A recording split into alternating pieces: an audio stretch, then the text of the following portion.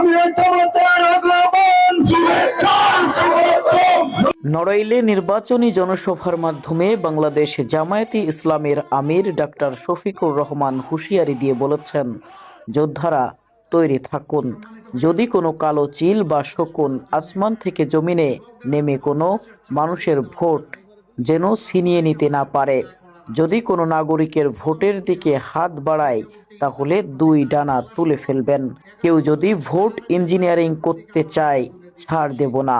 6 ফেব্রুয়ারি শুক্রবার বিকেলে নড়াইল সরকারি উচ্চ বিদ্যালয় মাঠে নির্বাচনী জনসভায় প্রধান অতিথির বক্তব্যে তিনি এসব কথা বলেন। বক্তব্যে শফিকুর রহমান অভিযোগ করে আরও বলেন, দেশের মানুষ এখন ভালো নেই। দুইবার স্বাধীনতা অর্জন করার পরেও কি আমরা ভালো আছি? স্বাধীনতার 54 বছরেও আমরা কেউ ভালো নেই। ছাত্র, কৃষক, চাকরিজীবী, শ্রমিক কেউ ভালো নেই। দেশে চাঁদাবাজি, কর্মসংস্থান না থাকায় মানুষ ভালো নেই। এমন দিন আর না আনতে এবং নতুন রাজনীতির জন্য হ্যাঁ ভোট দেওয়ারও আহ্বান জানান তিনি। একই সাথে ইনসাফের জন্য দাঁড়িপাল্লায় ভোট দেওয়ারও আহ্বান জানান তিনি। সকলের জন্য নিরাপদ বাংলাদেশ গড়তে চাই বাংলাদেশ জামায়াত ইসলামী। যেই অপরাধ করুক কাউকে ছাড় দেওয়া হবে না, এমন বাংলাদেশ গড়তে চাই আমরা। আর পুরানা রাজনীতি ফিরে যেতে চায় না।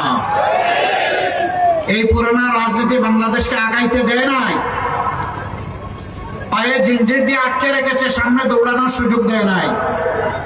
আমরা সেই বাংলাদেশকে আল্লাহর পর ভরসা করে পাল্টে দিতে চাই। এই সুযোগে আগামী 12 তারিখ গণভোটের মাধ্যমে পুরানা বন্দোবস্ত রাজনীতির যা আছে এটাকে বলা হবে তুমি না, বিদায় নাও, এবং নতুন রাজনীতিকে বলা হবে হা। গণভোটে কি দিবেন আপনারা? কি দিবেন? হা মানে আজাদি, না মানে গুলামি। আজাদি না গুলামি? আজাদি না গুলামি? ইনশাআল্লাহ আমাদের প্রথম ভোট পড়বে আজাদির পক্ষে, ইনশাআল্লাহ হার পক্ষে।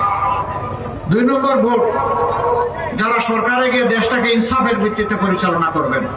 সমাজে আর কোনো বৈষম্য হবে না, চাঁদাবাজি থাকবে না, দুর্নীতি চলবে না, মামলা বাণিজ্য হবে না, নিরীহ মানুষকে হয়রান করা হবে না, মায়ের গায়ে হাত পড়বে না। সেই বাংলাদেশটা আমরা করতে চাই।